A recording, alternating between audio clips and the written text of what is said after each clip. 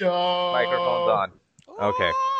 Now people can hear everything on the on the streaming. Yo, penis, penis, penis, penis. Big dicks, big dicks. Hot Cock, sauce. cock, cock, cock, cock.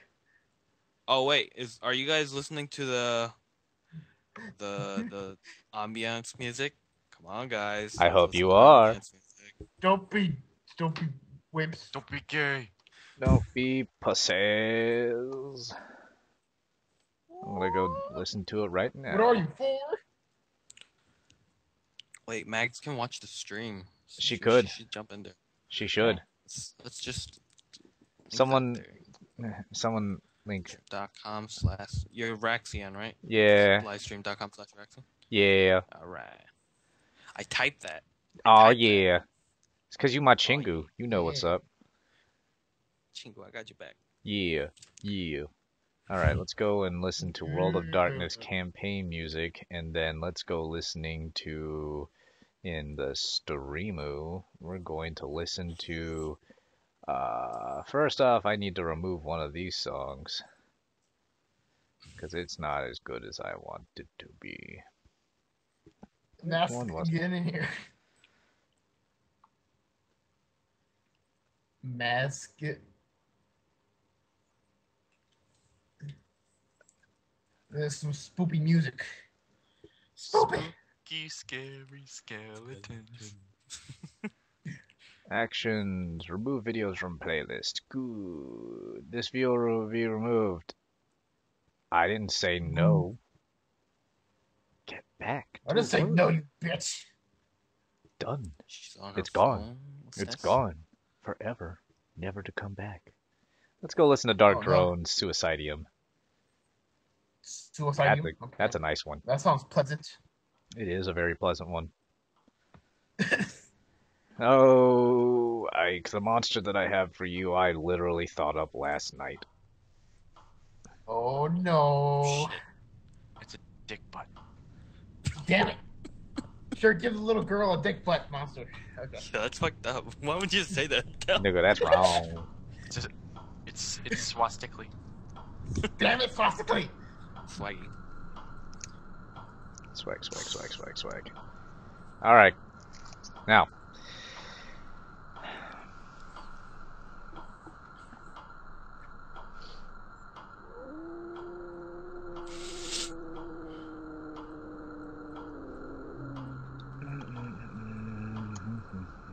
Need to go back and find your character sheet again.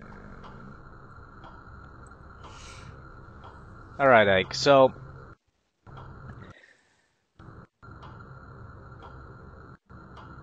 your character, I'm gonna speak to you as if you were, when I'm talking about Hotaru, I'm going to be speaking, I'm gonna be saying, you, okay?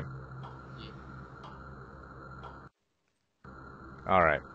Instead of, you know, your character, it's kind of weird. Because it's a kid.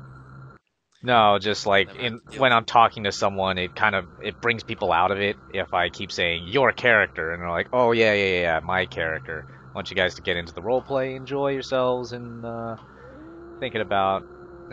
to think in the mindset of your character. Okay. Now, this morning was another, typical day. You wake up a little bit earlier than everybody else to make sure that, check up on everything, see how everyone's doing, and get started on helping with making some breakfast for the rest of the kids at the orphanage. The Los Angeles orphanage isn't really the most pleasant of places. It definitely isn't a place for for any child to have to grow up. Los Angeles being a very rough sort of a city. You always wanted to know if there was more to life than just this city, explore the world a little bit, but, you're just so caught up and so busy with things. Gotta make sure that, the rest of the kids are taken care of and all of that. So you kind of push the thought aside, not really thinking too hard about it. It's one of those, it's that particular day that happens, you know, once every month, where it's open house for the orphanage. You realize this as you go downstairs and see everything's kind of tidied up, and you can see signs and posters being hung up, and they actually look like they're putting effort into making the breakfast this morning. The people at the orphanage, they're not mean people. They're not terrible people. They're so busy with managing so much that it gets really hard for them. That's not to say that you're thankful that they're there, and you try and help out wherever you can. For you, this is home. So this particular day seemed like another month of people showing up, and hopeful families not seeing what they want and leaving without anyone, or a chance to say goodbye to another one of the kids and hope that they have a better life outside of the orphanage. It's just that kind of a day, and it has a very melancholy sort of feel to it. The doors open up after breakfast, and all the kids have been prettied up for today, wearing their best clothes, have their hair done, making sure that everyone sort of rehearses what they're supposed to say to hopeful parents, and everything like that. You do your fair share, and you dress yourself up kind of nicely. You're not really too worried about it. You don't really want a family, so you tend to hide a little further in the back and hope that no one notices. Just because you'd rather one of the other kids get into a nice happy family, like you feel like they deserve.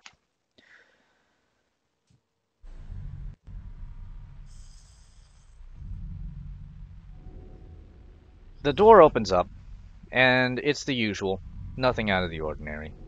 Families come in. One or two kids seem to make a good impression. One or two kids leave. But it wasn't anything that happened throughout the day that really caught your attention, as much as it was one particular person that came in through the door. She didn't seem like she was the kind of person who'd be looking for an orphan or a kid.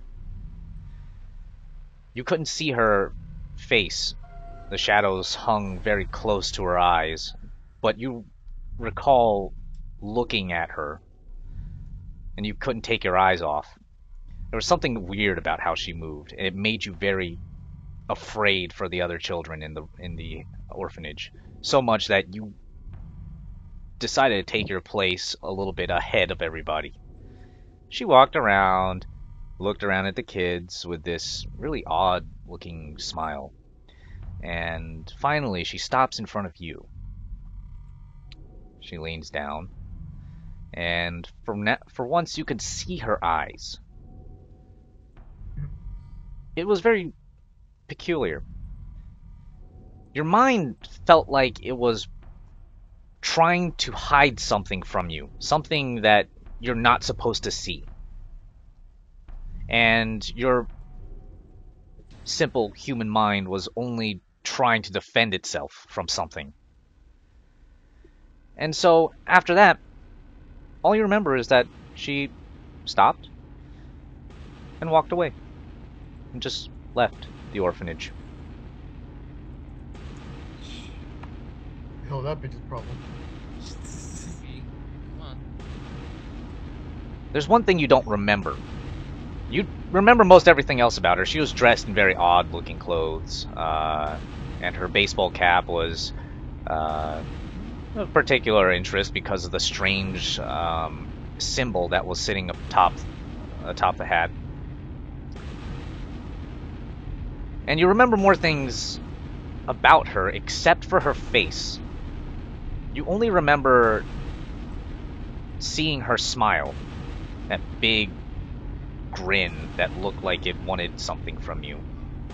Looked like it saw something that was horrendously funny about you. Pretty creepy. But you don't remember her eyes.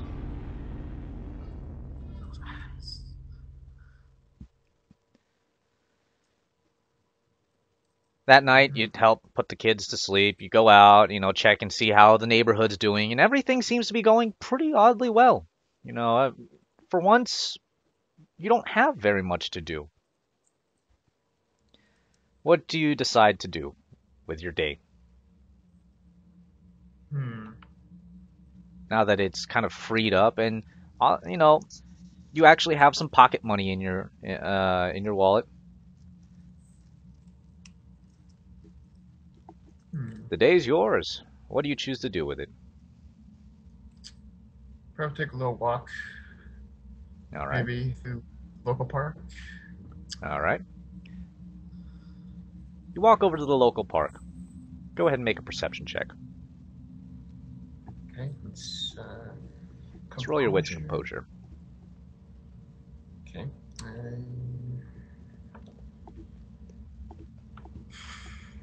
Three wits and one composure. That's 4 dice. Okay.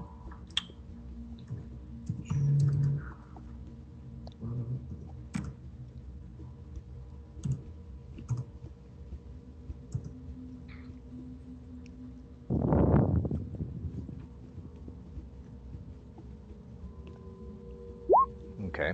You make one success, chance for reroll. Go ahead and roll your reroll. 10. 10. Oh, Jesus. Oh my god! Roll again. Shit. No, the next one can't be 10. That would be ridiculous.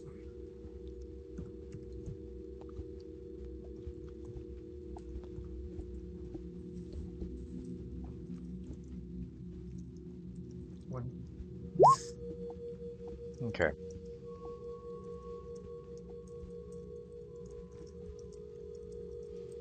You decide to go and take a walk through the park. It's a place you're familiar with. You know a couple of the bums that live there by name. And do you take anyone with you?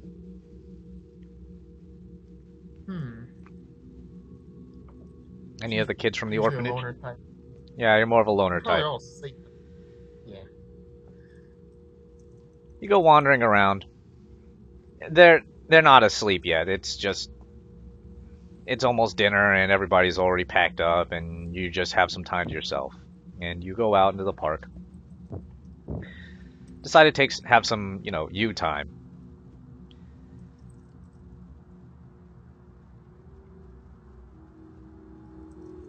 Some of the, there's something very wrong when you step into the woods. Something very unsettling.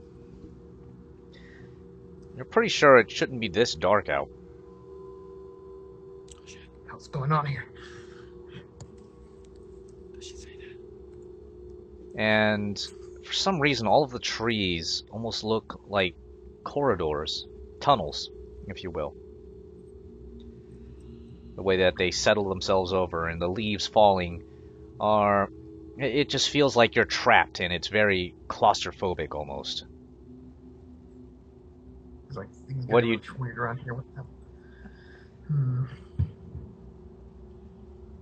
What And do you I notice this do? almost immediately, as soon as you step in. And there's this odd noise that you keep hearing. And every time and when you hear it, you think of that lady who was back at the orphanage, that strange woman who walked in. And you almost could swear you hear footsteps behind you. Shit.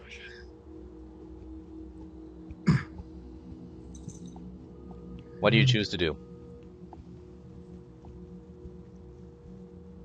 Okay. Let's see. Shit. I'm gonna be gone for a few seconds. Sure. Okay. I'll just maybe keep walking forward a bit, just to make sure something isn't following me. Okay. You take a few steps forward. And one of the things that you picked up on fairly quickly was that there was very little light here. You're pretty sure you didn't go anywhere you weren't supposed to, or at least no place that you haven't already been before. This park is not that big. It's Los Angeles. You should be able to see the city. You should be able to see towering skyscrapers. You should be able to smell that choking, horrible smog. But right now, the air smells... It smells very, rich with oxygen. That kind of smell that of a real forest. Wow. Something a park like this shouldn't have. And as you step deeper in, you find yourself more and more entranced by the way that the trees are shaped, and the way they arc, and the way that the leaves on the ground move and almost seem to be pulling you deeper in.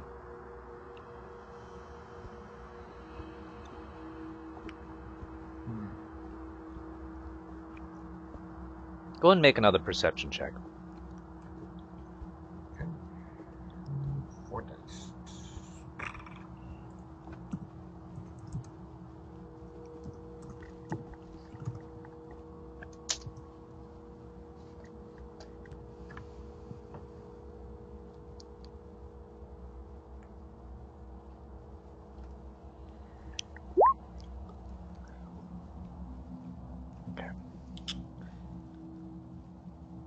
You continue going deeper into the forest, and before you know it, you find yourself standing on a road.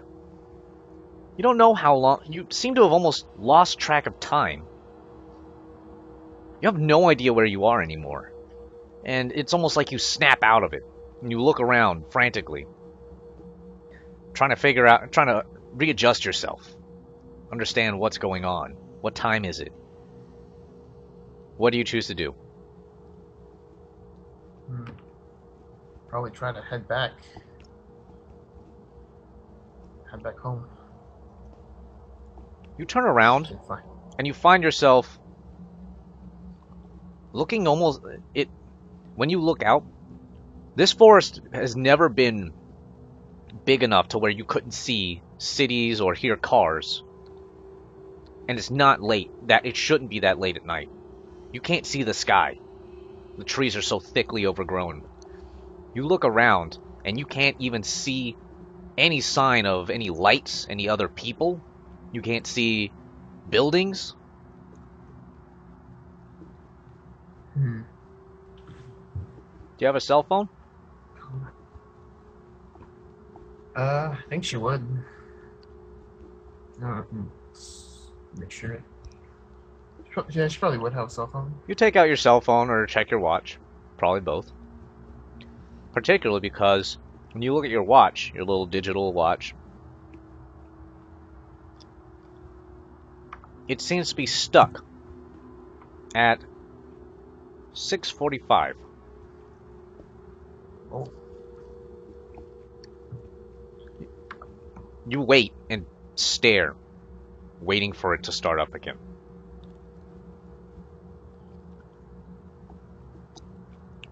In that time, you take out your phone and check the clock on your phone, only to find that it's stuck at 4:30. Oh.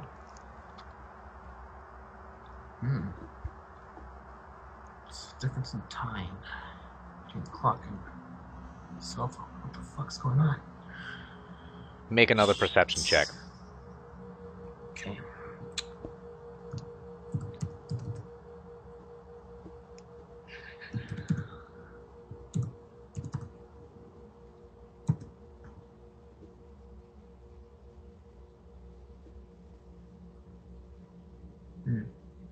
Shit.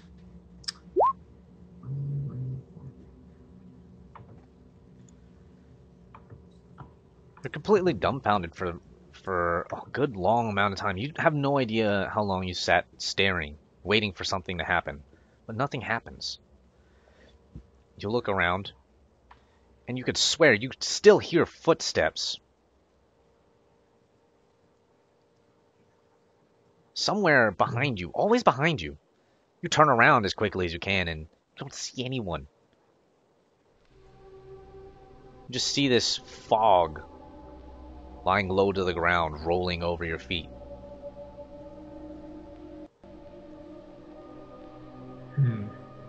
And suddenly you feel a odd prick in the back of your, like in the middle of your back, in that place that's a little hard to reach when you're scratching at your back.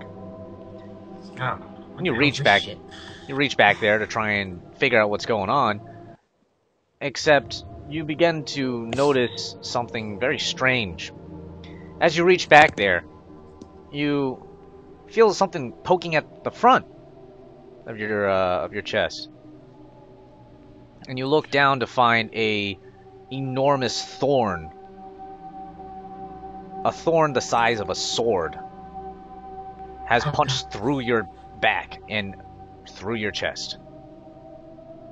Oh no. And you feel yourself being lifted up.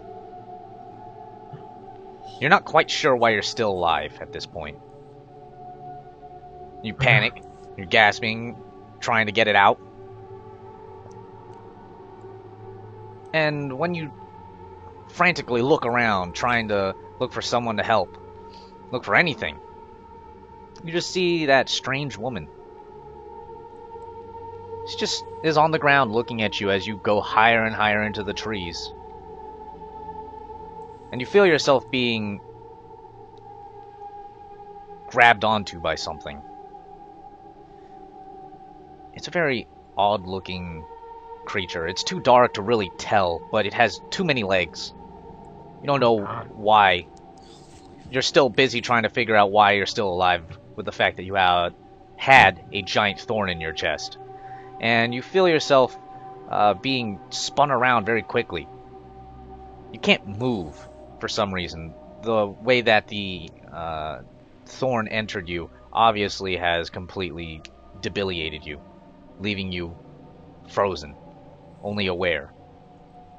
And as you're being spun around, you look around at the rest of the trees, and you see funny looking, I guess the closest word is fruits, sort of like nuts, large nuts hanging from the trees, except they twitch around. Munchy. They move way too much. And it's not because of something big up there, it's something from inside of the nut. And as you continue getting wrapped up, you see it begins to make sense as a shell of some kind closes over you. Oh shit. Oh god. What are you? Do What the something! fuck? What the fuck is this shit? I can't do it. All you can see after that is a sudden flashback in memory. When you made eye contact with that woman, all you saw were two glowing eyes and a wide smile.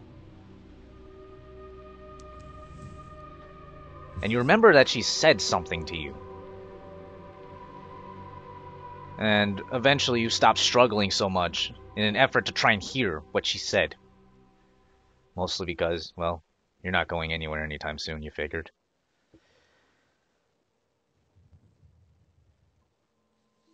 What the hell? You remember that she asked what your name was? You gave an answer. You told her your name was Hotaru.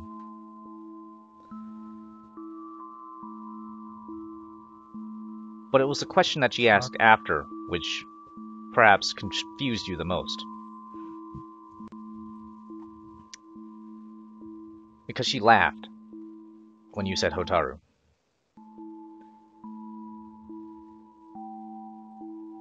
And then she leaned down a little closer and whispered to you in a soft voice that only you could hear, and said, No, I mean your real name. Oh, oh no. Fuck does that mean? What the shit? And then she walked away. Those words, your real name, echo inside of your new prison. And you can see her face staring at you in the darkness, and you try and get away. You try and get out. You find yourself able to move again. You begin thrashing about, but nothing you do, you don't have enough room to do anything. You're just trapped. You begin to wonder if you're going to die in here. Shit.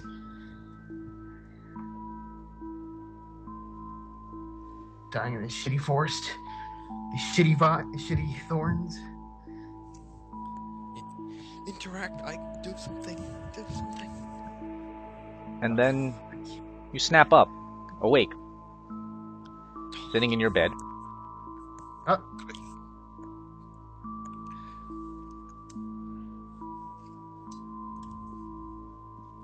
You're panic-stricken. This has never happened before. What kind of fucked up dream was that?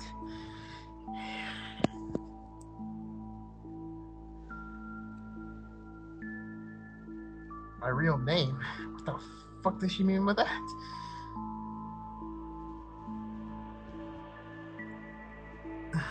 You go and slip out of bed, try and figure out, well, what time is it? You look down at your watch next to your desk, next to your bed, as well as your phone. Your watch says 6:45. Your phone says 4:30. Oh god. It's just like the fucking dream. What do you choose to do?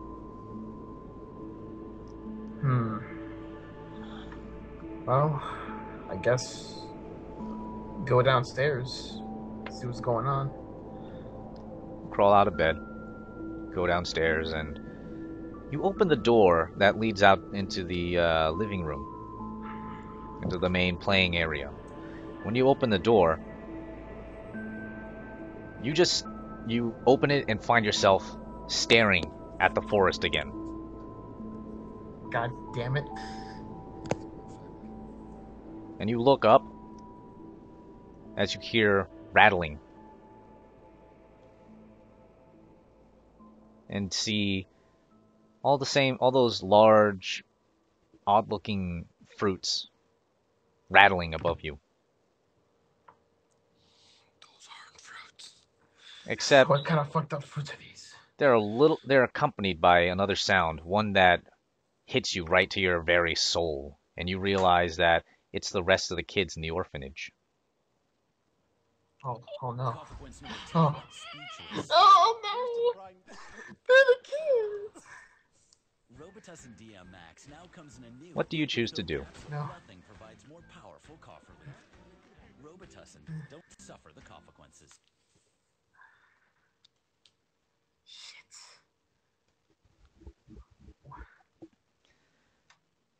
Tony, these are the You can hear them calling your name. kids. They're calling for help. They don't know where they are. They don't know what's going on. They're terrified. It's too high for you to reach. Too high. What? Make a perception check. The only.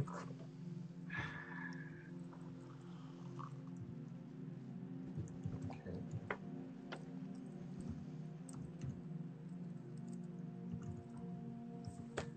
Oh, sorry. No problem.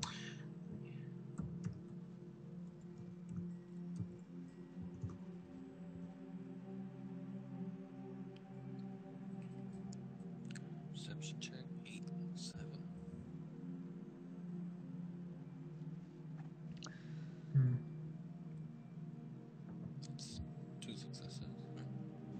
You look around, panicked, unable to figure out how you're going to help everybody.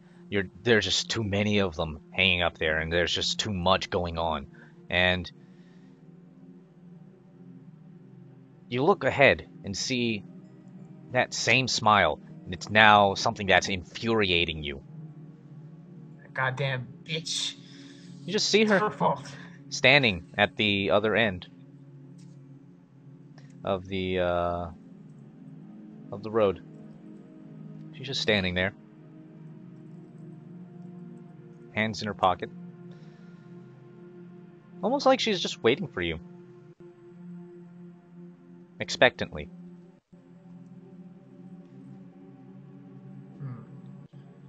And she just asks, "So, what are you going to do?" Shit.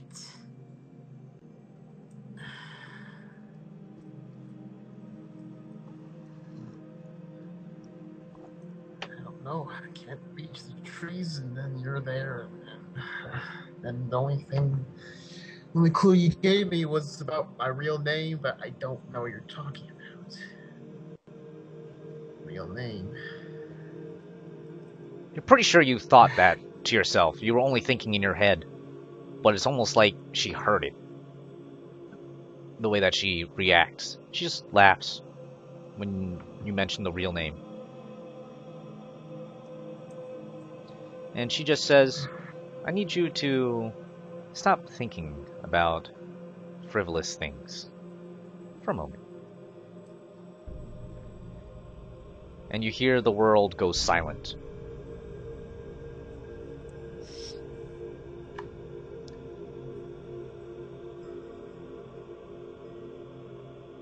There's a memory that is almost being pulled out of your head like a tiny string, just inching its way out of your forehead, being tugged. It's the memory of the night that you killed your father, in vengeance for killing your mother.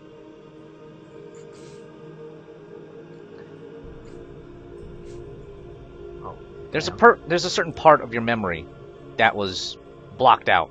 Something that you have hidden away and told yourself you did it because you needed to have vengeance. That wasn't entirely the truth.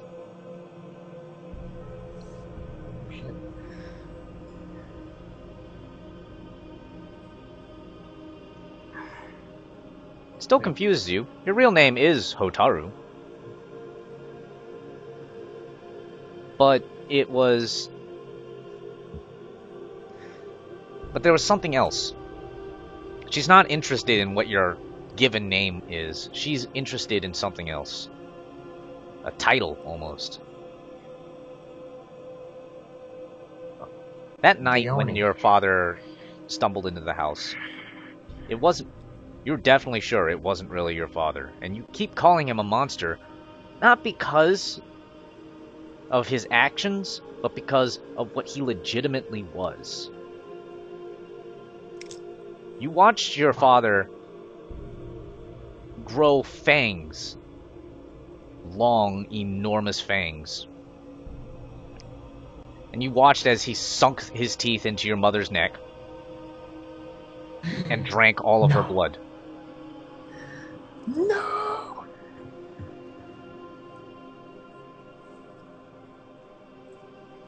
Shit! But when you really thought about it, there's no way you could have killed him. There's no way you should have been able to. And that's particularly because you didn't. Not entirely. Not alone, anyway. Oh. A group of strange people barged into your house. Just a few moments too late, it seemed.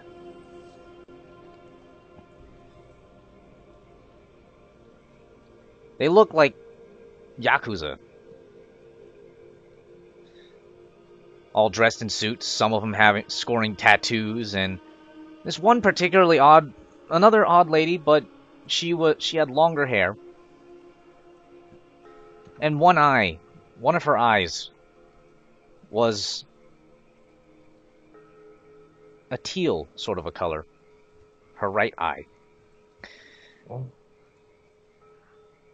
You remember that they barged in and you were too terrified to do anything. You had the gun in your hands, you didn't know what to do with it. And then you watched as they turned and saw and shot your father. Shit. You watched the bullet go through his head. But he didn't go down. Oh no. You watched bullets riddle his body. But he didn't go down. It wasn't until they brought fire.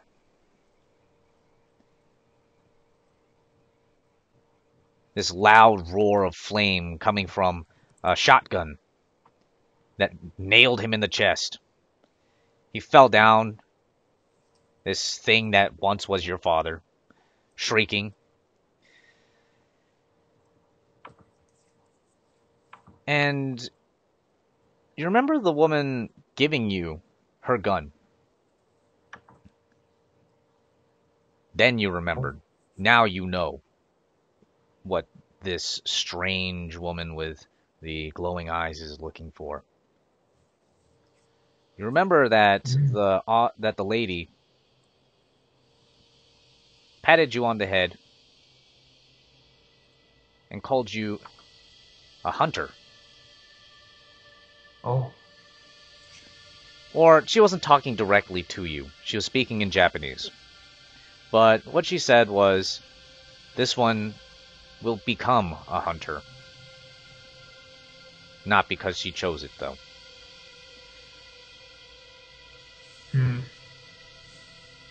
And she helped you pull the trigger on your father. The shot that ended him. Oh shit.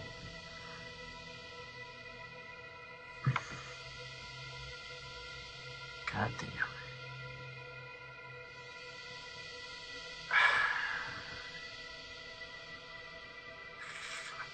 Throughout all this,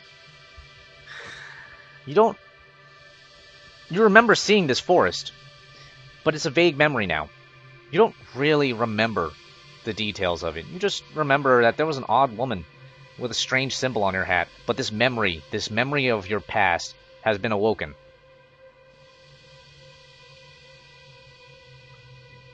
And something disturbs you on a very deep level. That there are things out there. That monsters are out there.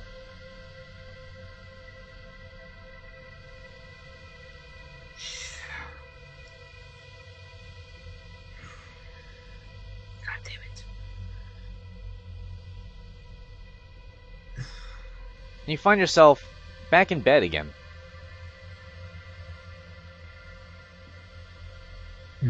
You've been sitting upright for a long time, it seemed, because the other kids are staring at you. They're very concerned.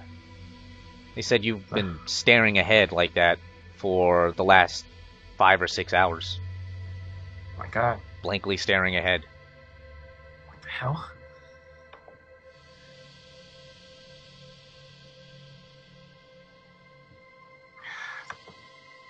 You look over. Each of the kids very concerned.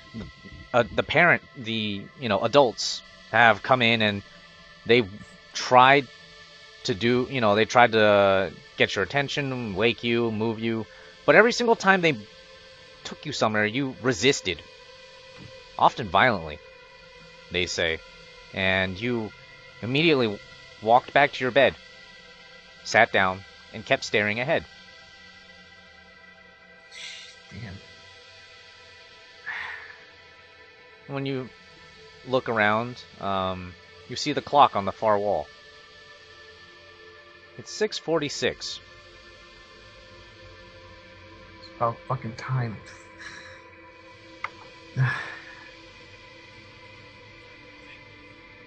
Finally moving.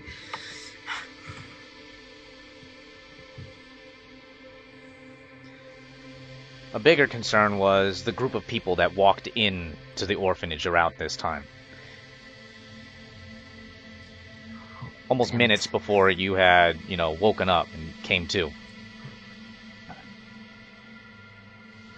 For a little while, the kids seemed to be joking around with you and happy that the men in black didn't take you away. But they left behind a card that's sitting on your, you know, on your desk, right next to your bed. How is this? It's a playing card. Looking at it. Oh. Blank. It has the club's symbol on one side. And on the back, the way the back is set, kind of almost, it looks like a playing card back, but when you feel it, the texture seems a little off. And when you rub your thumb over it, you can see some of it coming off. What kind of card is this? You can almost see words underneath where your thumb moved around on the back of the card. And you know, you decide to worry about this later. The kids are very concerned, and you decide to, you know, take care of matters here and go get some food because you were very hungry. But later on that night, you go back and get to the card. This newfound knowledge of your past kind of still sticking with you. And you take the card and begin to rub away at the back. And you find an image of a candle. You rub some more. You find that it is burning on both ends. It is held in the mouth of a skull. Oh. Some cray shit. You rub a little bit more until you finally get all of it off and you can look at it.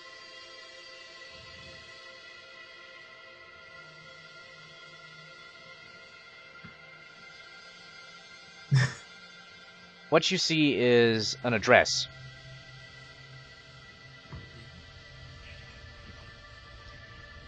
It's a place not too far from here. You recognize the street. Takes a little bit of it's more of a bike ride than an actual walk.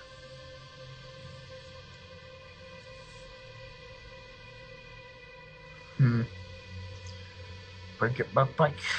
It's the middle of the night, but you feel almost... The longer you seem to be avoiding this, the more uncomfortable you feel. You look around at the rest of the kids in the orphanage and almost feel like they're still in those fruits that you saw in that forest. You don't remember the rest. You just remember these glimpses of seeing them trapped in that suffocating prison. I don't want to go through that. Shit. And you look over at the windowsill, and for some reason, there's the way that the moon is set, and the way it glimpses through the mirror, through the window, and bounces off the mirror, you can almost see that face again in the shadows. God damn it. It startles you for a moment. You get up, and what do you choose to do? It's now 4:30 in the morning. Well, it's just gonna feel worse if I just stay here. Might as well see what's up at the address. So I head out. See. You get out on your bike. Take off. Hoping that you wouldn't get stopped by anybody. You know that there's a curfew that's currently out, and the police are no doubt going to give you trouble if they see you, but if you don't stay out in the well-lit areas, who knows what might happen to you with all the hobos that live around here. All the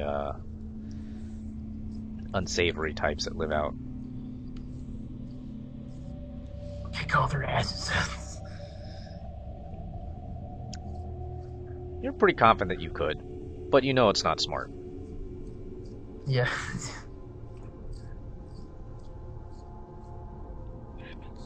Keep going. You find yourself standing in front of an abandoned-looking apartment. This place is run down to hell, and this looks like a kind of a place that hobos and homeless people would swarm. But you don't see anybody around. You just see some odd-looking shape that's spray-painted on the ground. Go ahead and roll a...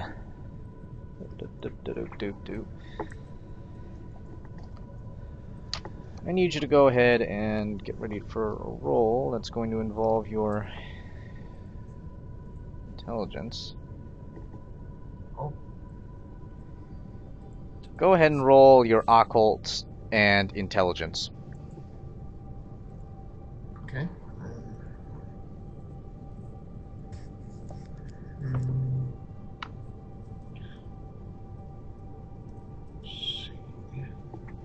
I don't have any occult, but I have 1 intelligence. I mean, 2 intelligence. You're rolling a luck die at this point. Well, here we go. So, just type in. Just type in luck die, and then go down and roll 1d10. Type in luck die. Also, with the way that the story played out, I'm not using the monster that I was mentioning that I made yesterday. I like this one better.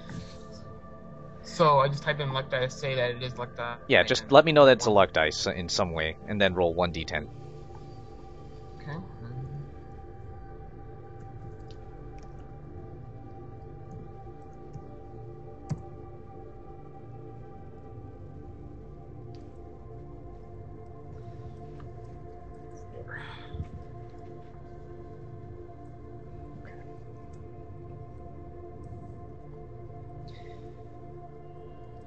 This isn't one of those situations where you're going to have a dramatic failure, so don't worry about that.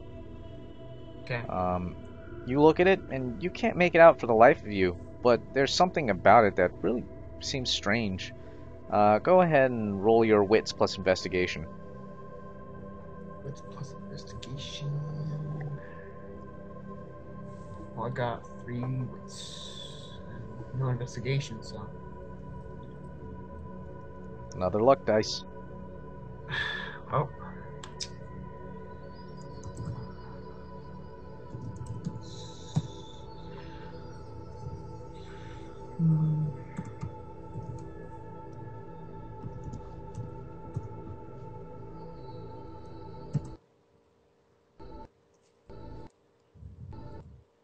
Eight.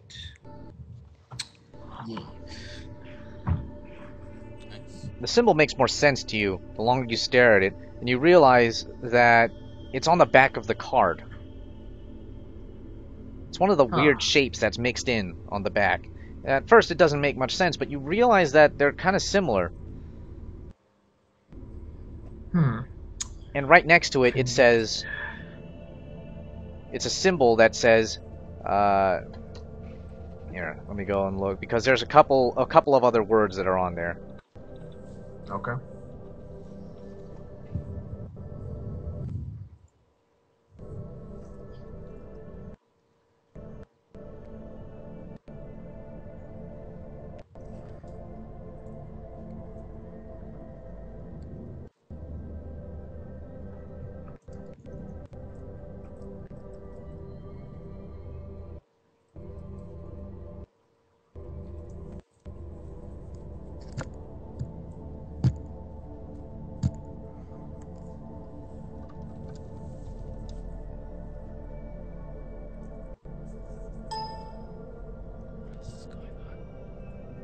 He's looking for the other words for the thing on the floor.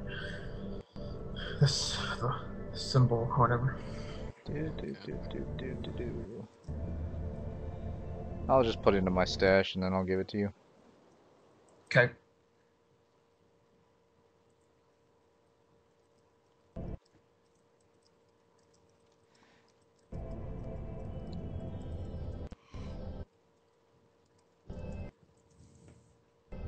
Alright, so you see this symbol on the back of the card. And right next to it is the word, and it's really odd because it says safe haven. Strange. Safe haven. So this place is supposed to be some kind of safe house? That's what you would imagine. You're not entirely sure. It looks so run down. It does. It does look really run down, but the symbol is there and it's spray painted on the front of the sidewalk. And then but the symbol itself, with your wits roll, you realize that these symbols are all over the place in the form of graffiti. They always get covered up by something, but there are weird symbols that look kind of like this. They're just everywhere. No one ever knew what they meant, but The hell? it makes sense to you when you look at the rest of the symbols on the back. You find the symbol for, you find the, several other symbols, one of them meaning danger, the other meaning alone, one meaning death, and the other meaning allies. Oh. And you find the symbol for allies spray painted on the door. So, guessing this place is a safe place to go to. Right This place with the below money. it is spray painted a symbol that looks like it's different because of the way that the language is. It's not made of dots and lines. It is purely a sigil. It's a stamp that looks like like an ace of spades with two slash marks running through it.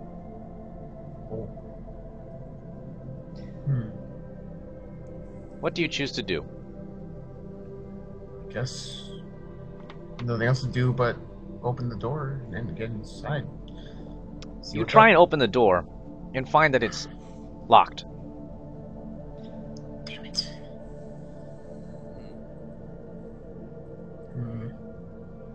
How do I get in here? Some kind of Make a perception check. Okay.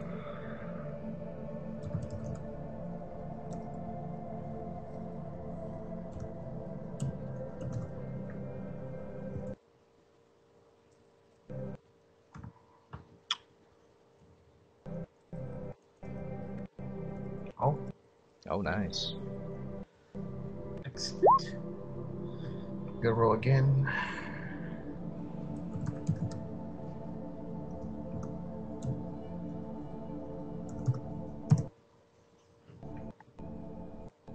Seven. Okay.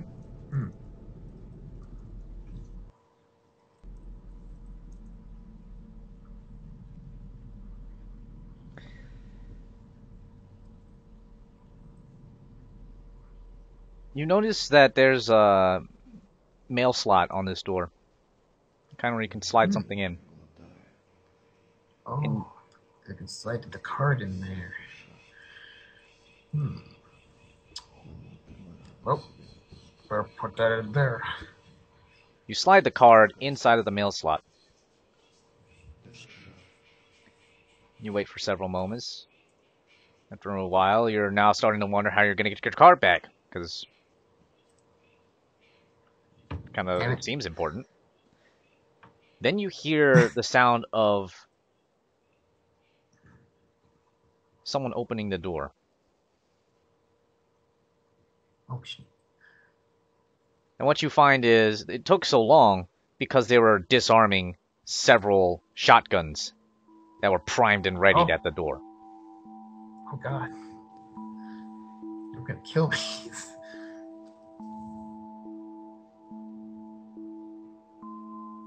And you see a man standing there. He's large dude, holding a shotgun. aimed at the door as it opens, and when he looks down and sees that, you know, you're a kid, he points the gun back down and aims it at you.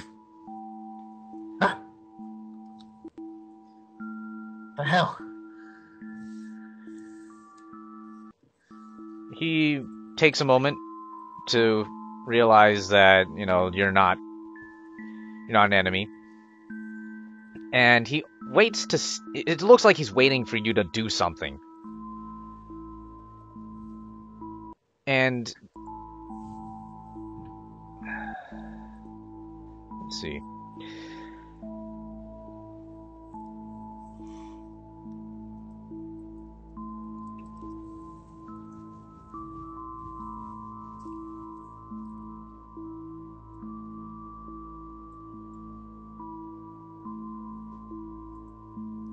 Mike, what do you do?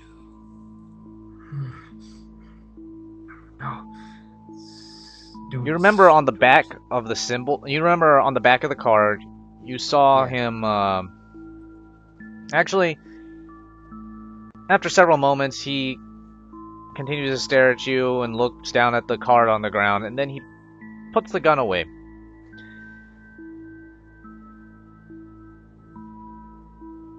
He just That's right. You put that down.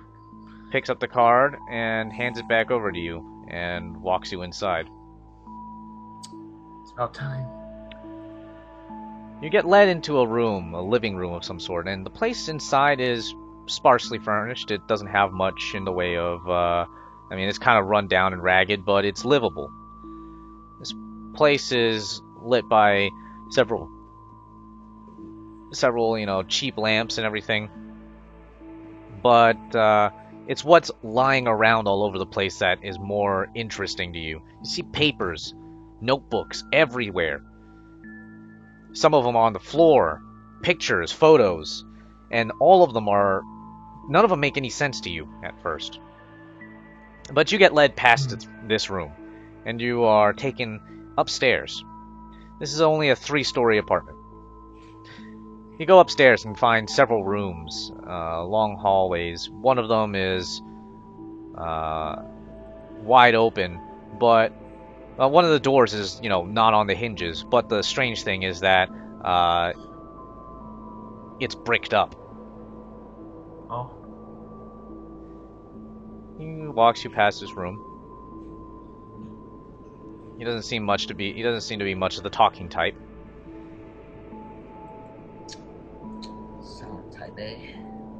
And you get led into the end of the hallway where you go up another set of stairs. Finally, on the 3rd floor, you notice that the place is still pretty run down, but it's a little cleaner up here. Like a lot of movement has been happening up here. Lots of foot traffic.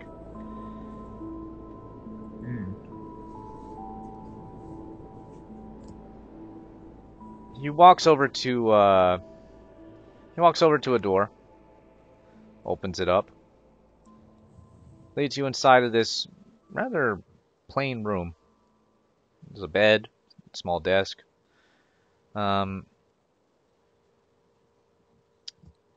But as you step in, you watch as he goes over to one of the walls.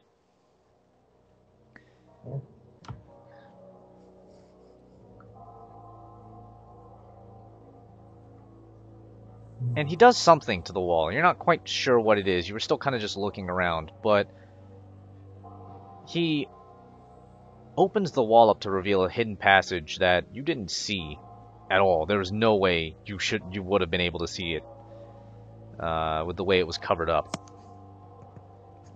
unless you were looking for it. And it has inside is a ladder that goes straight down. Very convoluted path.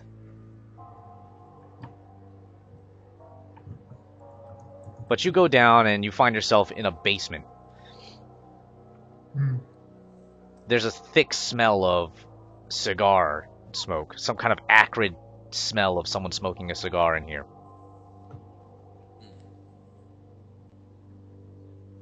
You get walked you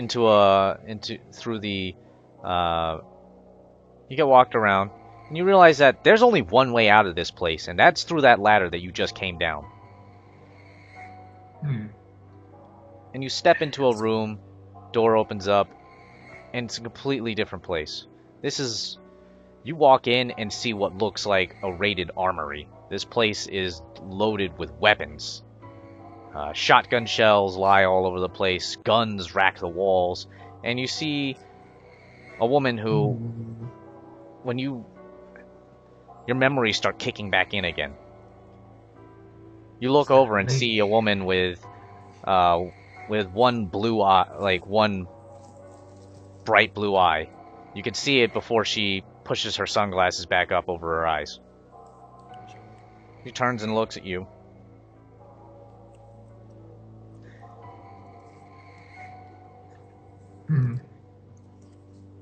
And for a long time, she doesn't say anything. You're not quite sure what to do either. What do you do? It seems like you're allowed to make the first move here. What do you go ahead and do with your option? Well, I recognize her. So, You do. She's the woman who killed your father. yes, she helped me. She probably saved my life back then. I probably didn't remember until I went to the park. Guess she wanted to meet me again. So I guess I go up to her and try to speak with her, I guess. What do you say? She seems to just be staring at you, as she's thinking about something. You're that lady, aren't you? That one that saved me from my father.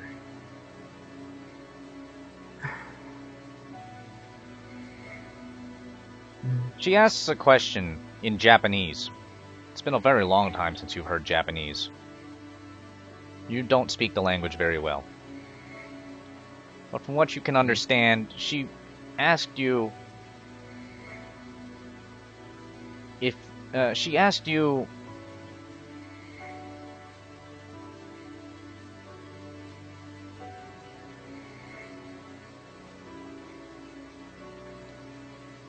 it seems like she herself has forgotten who you are. I mean, it's been a good many years, and for all you know, she could probably have been doing this daily, looking around and seeing all these weapons that have been stockpiled up. Clearly, this person has been doing this for a very long time. But she asked you, where are you from and what did you see? Well, I remember what is she asking me about what I saw back then, or what I saw? You're not quite sure. She was speaking in Japanese, and the English, you haven't spoken Japanese in a long time, so the translation might be a bit off, but that's the general gist of what you understand. You don't really know much else of what she said. You could ask her to say it in English. My Japanese is a bit rusty since a long time. So could you please tell me? Speak English? She nods, leans back in her chair, takes another long drag out of her cigar. After a breath, she asks, in English,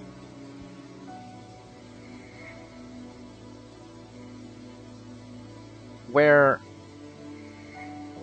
exactly are you talking about? I've been to a lot of places. I've seen a lot of things. What did you see? Make a perception check. I saw my father. Just make a quick perception check before you tell the story.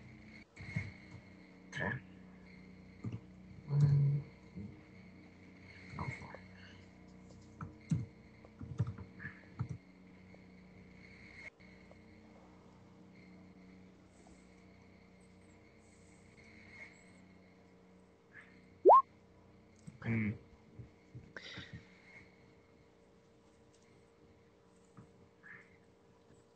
You don't bear.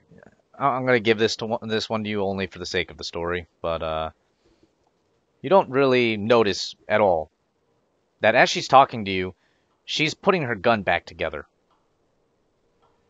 Except there are bullets in the chamber. She hasn't. Wait, what You almost can't stop making contact with her eyes. She's just staring at you. So you don't notice, particularly just because she has been locked in eye contact with you, in a gaze that almost demands your full attention. One that you almost are more scared to break than if she were to actually be pointing her loaded gun at you. Shit. It's that kind of stare that has seen a lot of things happen. It's that kind of stare that says, that's thinking right now about how she can kill you. And deciding whether or not she should do it. That's what you feel like when she looks at you. Shit. You can tell your story now. What did you see? I saw my father kill my mother. But Pathology, if I remember, wasn't human anymore. He had fangs and he bit into her neck. And she just died right there. And the next thing I remember was I seeing you, a bunch of other guys, take him down. And you helped me kill him. And you told me that I was going to be a hunter. But I don't know what that means. She looks up, and that may be the biggest, moment of relief that you've had ever since you walked into this place. When she looks up for a moment and thinks, just the feeling of those eyes not staring at you anymore makes you feel a lot better. At least until she looks back down. But this time, it's a little more bearable. Her features seem to soften, as if she remembered something. Very important. And it goes from a surprised, oh, to a very sudden, solemn sort of a look. She remains very quiet as she puts the gun down. And that's when you notice that her revolvers, this giant hand cannon of a gun, is the same gun that she used to kill your father. She puts it down on the table next to her. And that's when you see the bullets were loaded into the chamber the whole time. But she has a moment of a very silent, almost sad sort of a look as she looks down at the ground. And she says, "Your father was a good man. I'm sorry that it had to be done." You're not quite sure what she meant by that. What do you mean? I'm sure he used to be nice, but then started changing, started being less. He started treating my mother and me like crap. Started hitting her, abusing me. And then somehow he told me that he was good. I don't. She reaches over, puts her cigar down, leans back in her chair and folds her hands in front of her and says, strange things happen when a person sees things that they're not supposed to see. The human mind can't handle seeing certain things.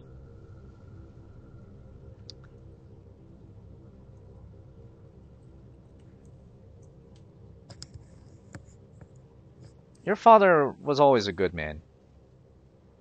He loved your mother very much. And I know this because I worked with him for many years. What? There's no one that he loved more than you and your mother.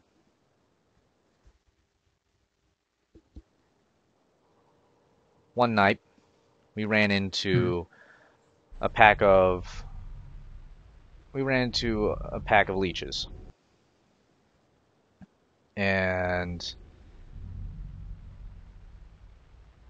they'd killed off a good third of... Uh-oh. And they killed off a good third of our men there. We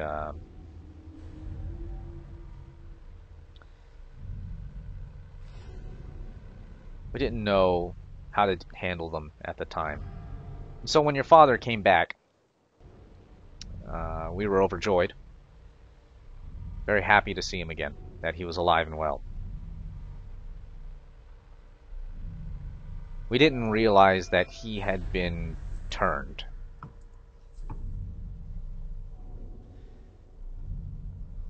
When one of our others came back and lost control over himself and attempted to kill us and drink all of our blood, as leeches are wont to do, we realized that your father had been turned. And so we rushed over to your house as quickly as we could. We were just too late to save your mother. And for that, I'm sorry. But your father was a good man.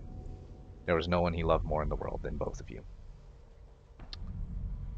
I can only assume that what you had seen had scarred your memory so much that you had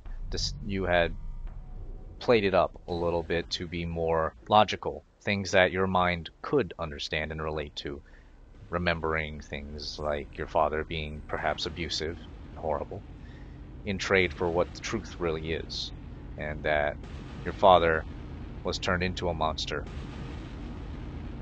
by creatures that have lurked and stalked our world and fed upon humans like cattle since the dawn of time. Unfortunately, you have seen things that you will never be able to wash away or hide from anymore. The reason we came to find you was because we were hunting a very elusive prey. Have you seen anything strange lately? The last thing I remember was that strange woman. Any Weird. interesting features about her? Oh, I could barely tell what her eyes looked like, and all I could really remember was that she was wearing a baseball cap for the clothes, and she had this weird smirk about her. Just kind of really pissed me off whenever I saw it. That's all I really remember about her. She leans forward But and says, Did you ever... When you looked at her face, were her eyes glowing? Kind of like...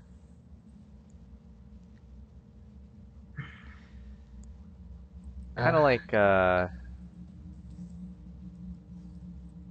two lights in a very dark, dark room. now that you mention it, it did kind of look like that. What you ran into was... Huh. She pauses and thinks, trying to figure out whether or not what she should tell you next is something she should be telling you. And you begin hearing footsteps above. Lots of footsteps. She doesn't seem to pay it much mind. She just keeps thinking, and she asks you, what else did you see? Are there any odd things that have been happening? I know when we walked in and found you, you were entranced. Well, I was in a forest, and the trees were everywhere, but they're weird. It's like it wasn't normal for where I was. The park isn't normally that full of trees. And next thing I know, some thorns stabbed me. Stabbed me through the chest, and I lifted in the air. And then I see these weird fruits shaking, rattling, and I can hear the voices of the kids at the orphanage that I live in. They were asking for my help. I couldn't do anything.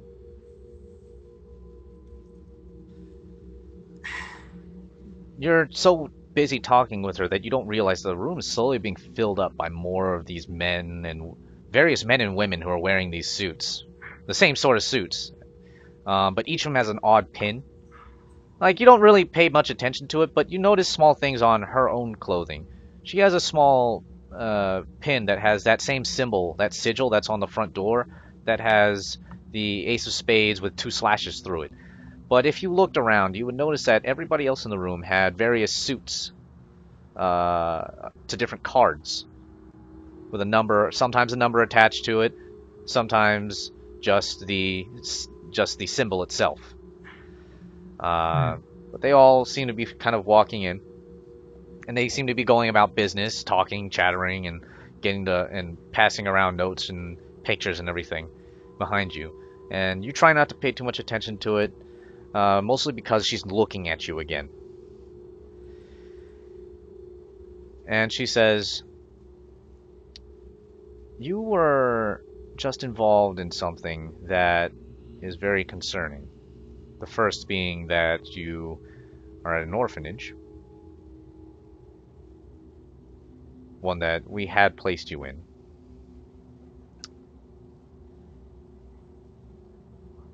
But the fact that she showed up there is something that should very much concern you." What's up with that? What's up with her? She is what we call a fae. She's not really like legends, so to speak. Not the kind that you hear from the grim fairy tales or things like that. We're not talking about the kind of fairies that you see on TV with the sparkly wings and all that other faggotry. That bullshit. She shoots you a sharp look when you talk, when she's in the middle of talking. Oh. But she seems to try and stifle that for just a little bit, almost as if she realized, yes, this is a kid that I should be gentle with. This is a family. This is a friend of the family. But she continues and says, "This is the kind of fairy that kidnaps children and does unspeakable, terrible things to them in some sort of strange game that they play. To them, it's amusing to take a child, put him inside of a lamp, and set him on fire, and then let that child become the lamp. You're lucky that you only saw dreams, but the problem with the one that you particularly ran into is that she's what we call a stranger. We don't have any other name for them, but what we do know is that they are a type of fae, but they have something to do with names. That being said, it seems like she's targeting you. We don't know why. There are a couple things that we can do to help. You are a friend of the family, even though you may not have entirely remembered us. When we took you back here to the United States and put you in this orphanage. But your father was a very good friend of mine. Because of that, I owe it to him to make sure that you are taken care of. We weren't able to do it before, and I apologize that some things have been left to the wayside in light of more important things, such as your living status. I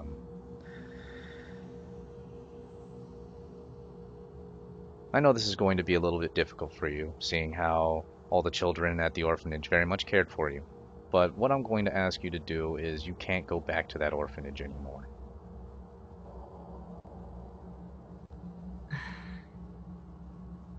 So I can never see them again. Is that what you're saying? I won't say you can never see them again, but be very careful. Because what's hunting you right now, the Fae, we call her Raven Mirage. She takes a very peculiar interest in people, and when she does, it's usually a very bad omen for them and everyone around them. How much Great. do you really want to endanger the lives of the children at the orphanage, as opposed to endangering the lives of people who are more experienced in dealing with her, such as us? Well, I don't want those kids to be in that state that I saw in my dreams. I don't want them to be like that. They deserve better than that. They do. So,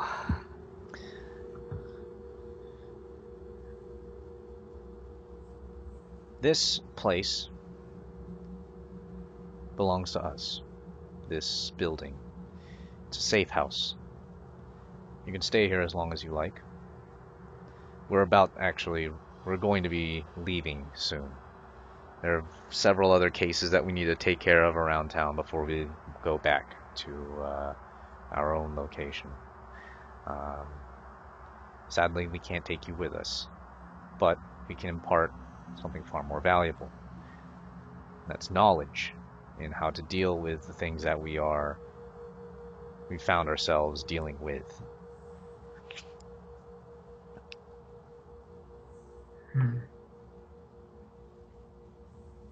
That's so.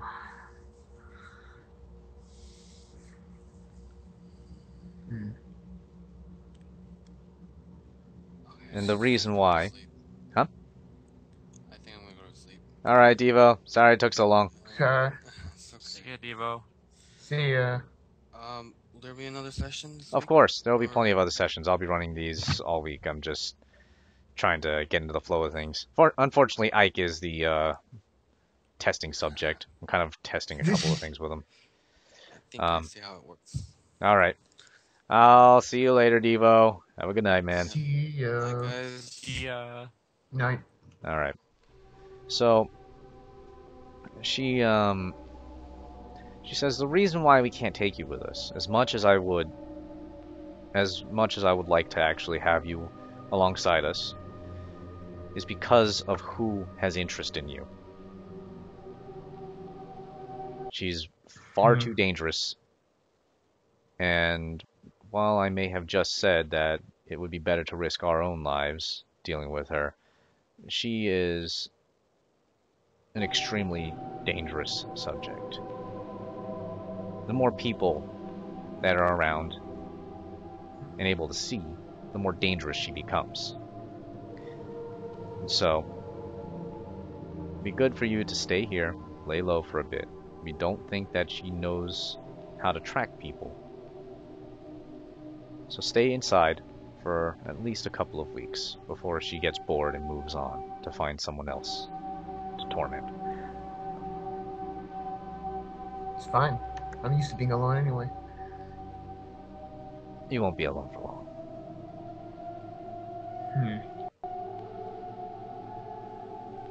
Then she stands up, looks around at everybody,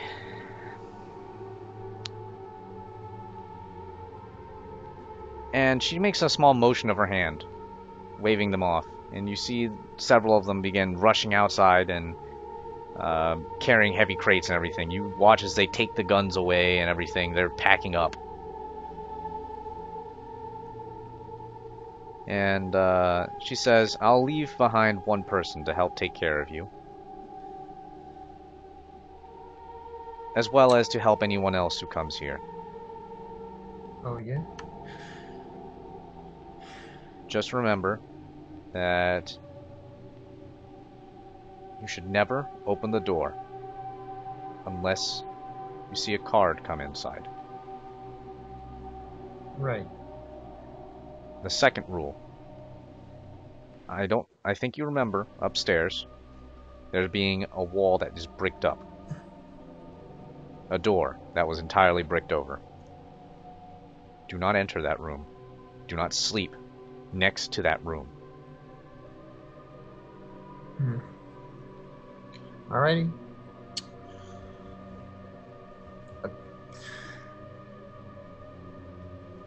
Can't break through that wall even if I tried.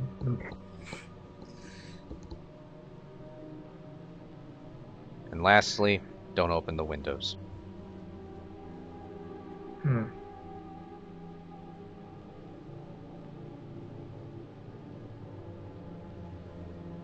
She walks you back upstairs, and you both go through the ladders. You know, you check everything out, and as she walks by one of the windows, she says, "This is the reason why you should not open the windows." And you realize that there's several things that are lining the inside of the window. You see a line of salt, and yeah, it's a line of salt that runs on the inside of the window. She says, don't ever disturb this line, or any of the other lines that are laid out all over the place. When you open the door, immediately lay down a line of salt behind it after it's closed. This keeps you safe, Gotcha. and this keeps certain other unwanteds out. Alright. As much as I said, as much as I would like to take care of you and make sure that you're well, out of respect for your father, I have many other responsibilities I have to take care of, and I hope you'll understand.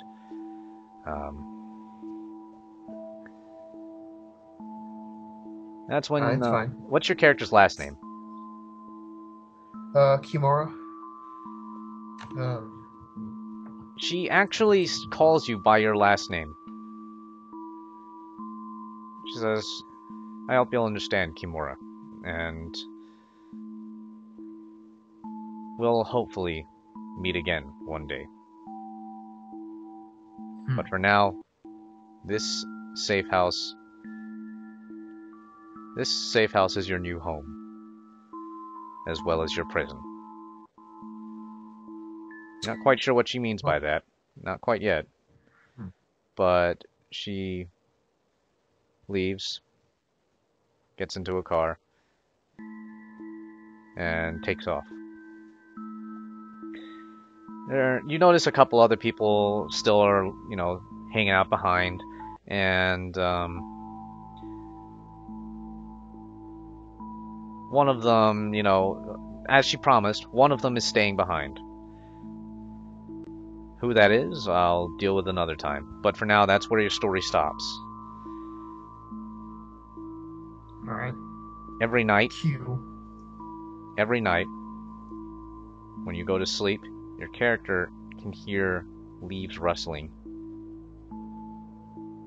You can feel a draft through the house, even though nothing else is moving around from it. Okay. Gotcha. And every now and then you hear something tapping on your window.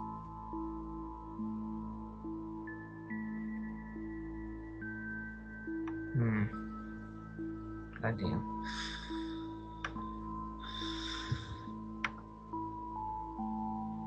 But every time you look at the window, you almost don't want to look outside.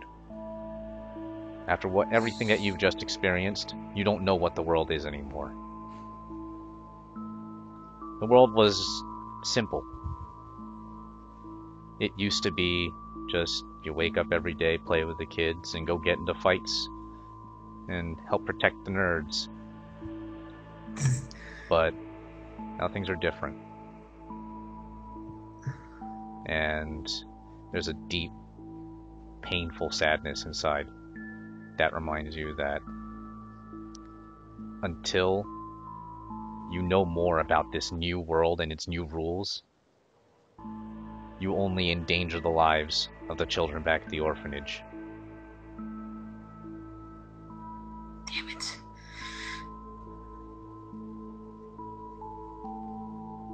Damn it all.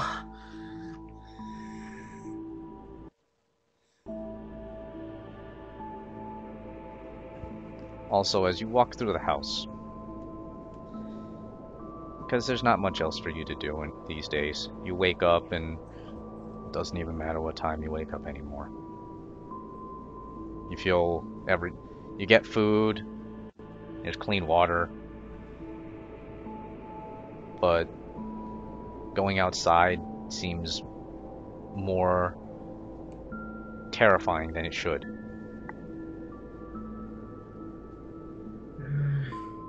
And so you stay inside the house.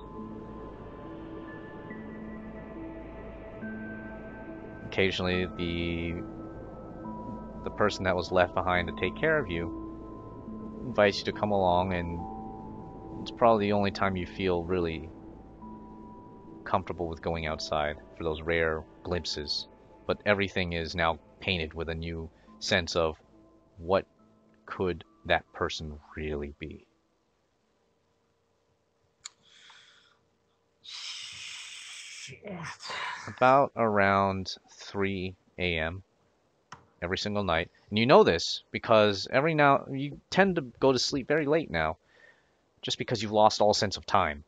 But every time you look at your watch and know that it's 3 o'clock, you don't want to go anywhere near that bricked wall, that door that's been bricked over, because you hear something in there. And now you know why you don't sleep next to that room. Because there's something behind that wall. Every day you just hear this long, horrible scratching noise coming from the other side. And when you get too close, that scratching noise gets faster and more frantic until you walk away from it and it slows down a little bit more.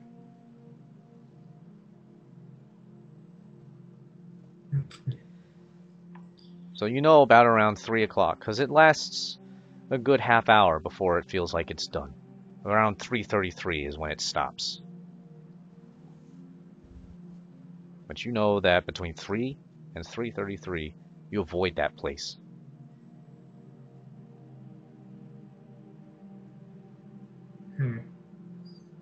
And after several days of after about a good 2 weeks of this, for a kid, 2 weeks is forever.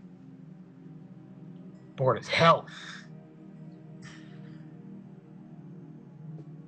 For 2 weeks, after 2 weeks, it begins to make sense what she meant. This is your new home and your prison. God damn it.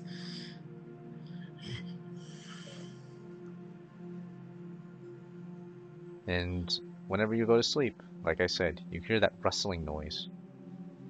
And it wakes you up, only so that you would hear something tapping on your window. Like little pebbles being thrown. But when you look at it, it stops. And that's the end of your story, before other people begin to arrive. Yeah. And when you're introduced to essentially your mentor, who's going to be helping you. It takes you, a couple of days to figure out what's going on with these people. These people are called the Cardians. They're some kind of a group, at least the way they refer to themselves is just a group. They don't seem to really be too interested in telling too much about themselves. But you know that they are called the Cardians, and that the woman who rescued you, as well as now, and at least the way that you can kind of see it, imprisoned you, in this place. Her name is Sachi Shimizu.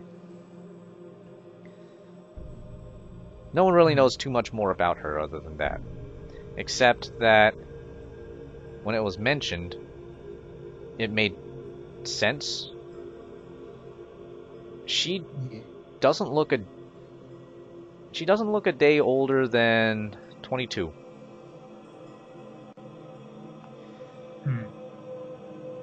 No one really knows why.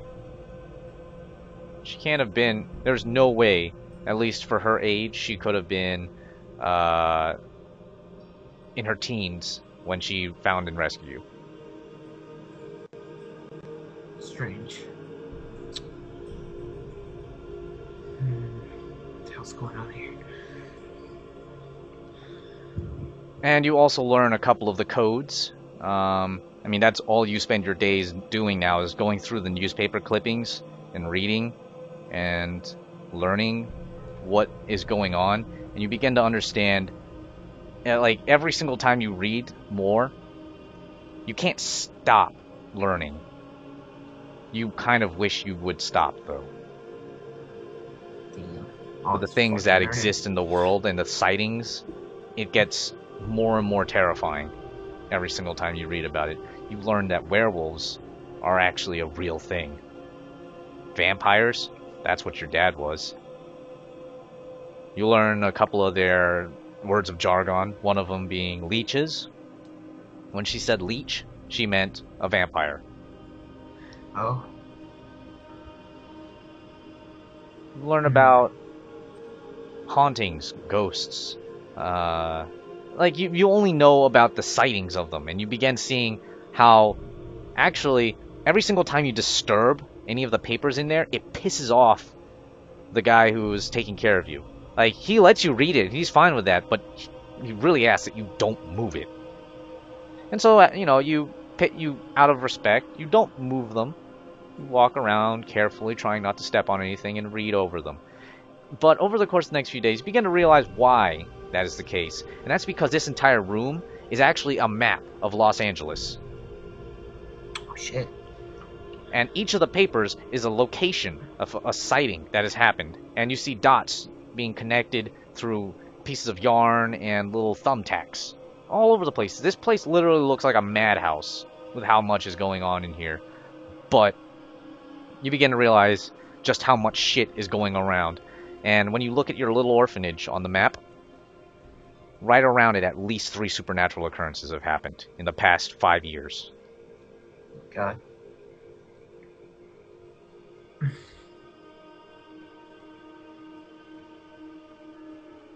Now this woman is there too. Now she's been added to that list. Except there's a lot of yarn that's attached to Raven Mirage. Shit.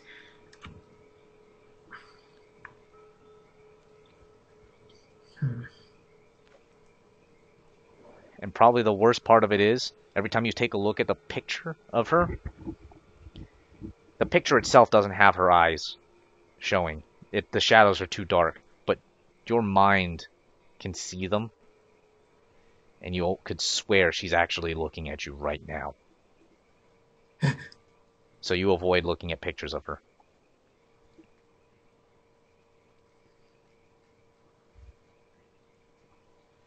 Particularly because you can hear in a sing-song voice in the back of your mind, just right there, right in the back, it just says, "I see you."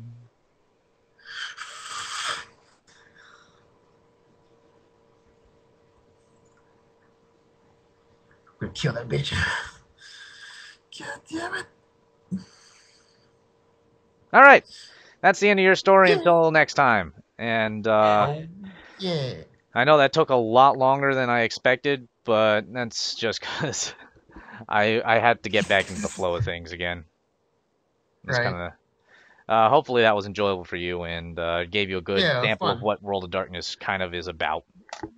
How it feels, and the general kind of rules, like how you roll.